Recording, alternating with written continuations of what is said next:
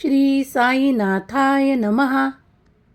मेरे प्यारे बच्चे, आज का यह संदेश तुम तक पहुंचा है तो वह ईश्वर की मर्जी से आया है, बाबा के मर्जी से आया है। इसे आखिरी तक सुनो और अपने जीवन में जो समृद्धि पाना चाहते हो उसके लिए तैयार हो जाओ, क्योंकि जीवन में अब तुम्हारे ऐसी समृद्धि आएगी जिसे तुम कई सालों से प्राप्त करना चाहते हो। दिन ब दिन तुम्हारी तरक्की होगी। विश्वास के साथ यह संदेश सुनो, क्योंकि बाबा कभी तुम्हें ऐसा गलत नहीं बताएंगे जो कभी भी तुम्हारे लिए अच्छा नहीं होगा। जो मार्ग मैं तुम्हारे लिए निकाल रहा हूँ वो तुम्हारे लिए सर्वोत्तम होगा। मन में कई शंकाएं होगी तो इसी वक्त साई के चरणों में इसे रख छोड़ो और निश्चिंत मन के साथ यह संदेश सुनो।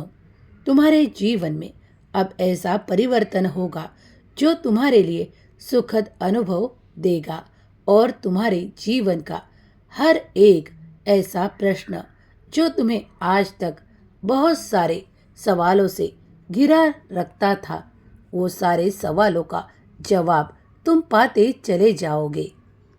उन खुशियों को तुम इन दिनों में आकर्षित कर रहे हो जो तुम चाहते हो।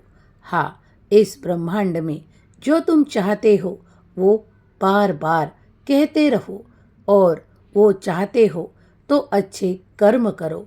अच्छे कर्मों द्वारा ईश्वर तुम्हें वो सब लाके देंगे जो तुम्हारी इच्छा है, क्योंकि जब तुम्हारी इच्छा करते हो और अच्छे कर्मों के साथ जीवन में आगे बढ़ते हो, अगर तुम चींटियों को कुछ शक्कर या बूरा दोगे तो उससे भी तुम एक मन को पवित्रता से भरने वाला कार्य करोगे, क्योंकि इससे तुम्हारे मन को वो सुकून, वो आनंद प्राप्त होगा और इस छोटे से कार्य के बाद तुम्हारी उन्नति का कोई भी ठिकाना नहीं होगा।